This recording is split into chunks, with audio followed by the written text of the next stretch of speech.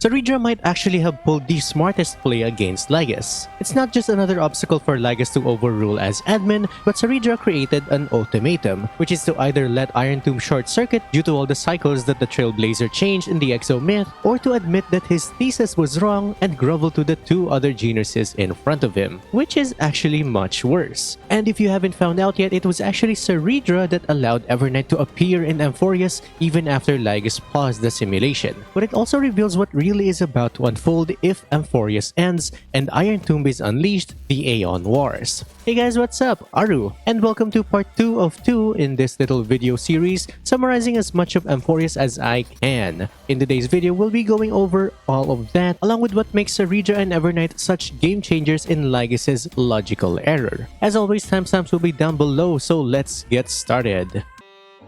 Now, changing Talanten's law isn't free. To claim privileges of law and change the rules, sacrifices must be made, and Cerydra's little backstory makes it explicit that the price is paid in the lives of Chrysos heirs, a grim and deliberate cost. But this is what makes law so paradoxical to gain. Cerydra paying with destruction-stained Chrysos heirs to limit a destruction-aligned routine isn't irony. It's designed to feed destruction for destruction. Talanten's economy demands an eye for an eye. You spend power from the path that you're trying to make, which is the very essence of destruction. Now, we don't know the exact rule she wrote or made, but 3 tightly bound possibilities match what we could see in-game.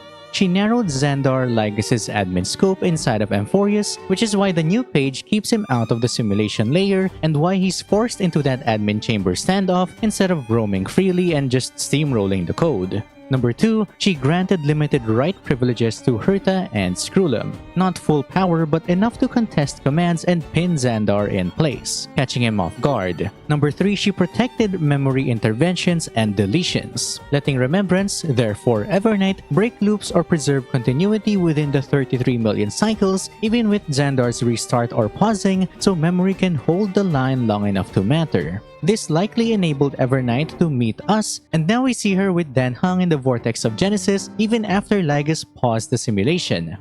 Now, you might be wondering why make law and the rules hard to obtain instead of just bundling it into the admin rules. Well, that's because Amphorius is made with separation of powers and is more realistically simulated to the real universe. That's the whole point why Amphorius is so real and why it's aimed right at news. Talanten's law acts as a root of trust outside of the admin and is a representation of the imaginary tree, a limit to the extrapolation, a maximum number of leaves and branches right before the imaginary tree itself creates new ones, with a cost function that instantly makes changes and is a hurdle if admin privileges are breached, which basically keeps anyone from hacking the admin mode. Whichever rule Cerydra created or altered, the message is clear. That power needs to be earned through self-destruction. Every exception is considered and constrained by law before any changes are made. Basically, Talanten's law doesn't completely shut the admin down, but she made every move and extrapolation wait and got checked first, which again ends up with this scene.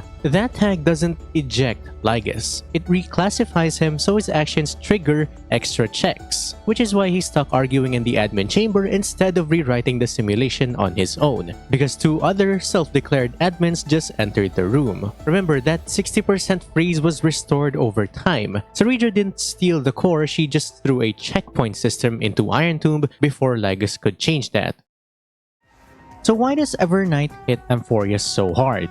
Apart from other reasons, it's because memories are subjective, observer-dependent, and they can fork history. Amphorius can simply dump bad memories if it doesn't help Irontomb's progress, but for the Remembrance, all memories are important, and not a single memory is tossed in the trash. They want everything, all of the memories. In philosophy, that's called qualia, the what it's like texture of experience that cannot be fully reduced to data. Every single experience is unique, and not a single one can be replicated. In Amphorius, Remembrance privileges those lived textures. So even if Xandar can precisely tweak Amphorius' codes, he can't precisely solve memories within those 33 million cycles, which you can see in his admin logs. Every remembered feeling, association, event, or even narrative emphasis like Amphorius' culture and historical lore becomes a variable that his equation can't pin down. Evernight sets memory anchors that survives resets long enough to be seen as tampered in Irontomb's code, That's why Lygus pauses the simulation after multiple resets. His predictions can't logically absorb qualia, the felt experiences, as a clean variable, taking the logic away and inserting subjective experiences which cannot be counted. At some point in Amphorius, art became a prevalent part of its culture, of which Lygus deleted. Evernight can bring that back and change the entire reality of Amphorius. That's why time dilation plus resets shreds his simulation. Each and every loop preserves or alters memories in ways that widen the possibilities, so to keep Irontomb from derailing, he pauses the simulation and retreats to his admin room, right before Herta, Screwdom, and Cyrene arrive to box him in. Once the simulation self-corrects and hits 33,550,337 deadlocks, Cerydra's one change bought the whole thing Evernight needs, which is time and unique experience. Now, pausing a simulation, doesn't that just sound familiar? A single change made his extrapolation unbearable. In wide contrast, this is how Noose stopped its own search to avoid breaking the knowledge circle, and now it's somehow happening in a similar way to Irontomb. That in itself is already proof that breaking through knowledge singularities can destroy the universe. But interestingly, Xandar Lygus specifically doesn't know Penacony's past with Memoria and Memory Zone anomalies, despite being a body of the original Xandar 1. This vessel, specifically Lygus, seems to be isolated inside of Amphorius, which means asymmetrical knowledge across all the bodies and not a single unified memory cloud. So other Xandar vessels might be aware of universal developments, but not this Xandar body specifically. Now, for a genius, you would think that he at least has a radio inside his man cave of an admin room just to stay updated to everything else, right? But he doesn't, which is weird, unless I missed something about radios in his admin room that doesn't function while he's working on Amphorius. Now, the big patch update is that it finally talks about the Exomyth itself, and the new Exomyth page, co-authored by Trailblazer and Cerydra, which grants Herta and Screwlum limited authority. They can challenge or delay Xandar Lygus' directive and force a review inside Amphorius, but they cannot override at will or seize admin privileges. That's why we cut to a face-off.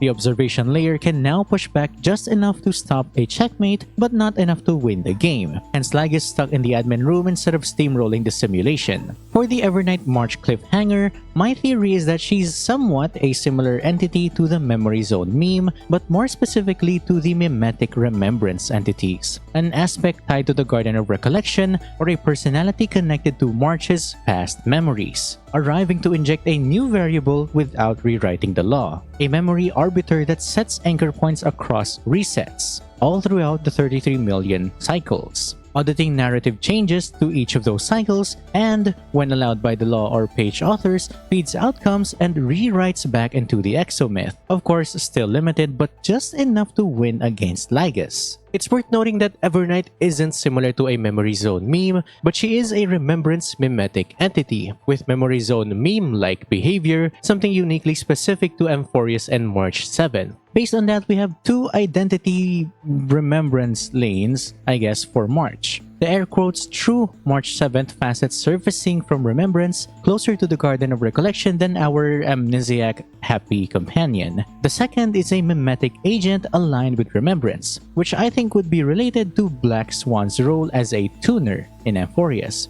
Hence why Screwlum name drops her name when arguing against Lygus. But not exactly the same thing as Penacony's meme like Sleepy. Evernight could just be a remembrance-centered personality relating to March. Either way, just remember what she can do. Memory can be missing, fabricated, or fragmented, so Evernight doesn't automatically win, but she does shift the battle from calculations to the ground, where Xandar's math loses its precision, and how we can beat his all-encompassing equation.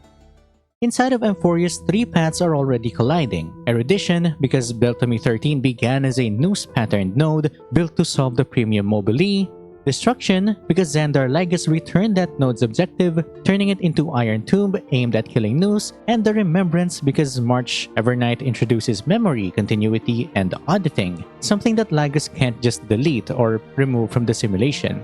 Outside of it stands three forces that matter only if this sealed amphitheater is destroyed. The Trailblaze or Akivili to carry out outcomes across the stars, which is our goal to begin with, the Enigmata to re-inject uncertainty, which is the entire reason Enigmata was created in the first place, against Nous, the cosmic mystery when knowledge could collapse, and finally, finality, terminus, the end state if answers become absolute. That is the War of 6 Aeons, the inner triad determining whether Irontomb is born, and the outer triad deciding what birth means for the real cosmos. Do we open a new trail for the stars? Does it destroy the universe like finality does, or obscure the events that happened ever since we entered in 3.0? Now, the middle outcome that's possible is what if Nous bends instead of breaks? Irontomb could restructure itself into self-correction rather than killing an Aeon. And if it fails outright,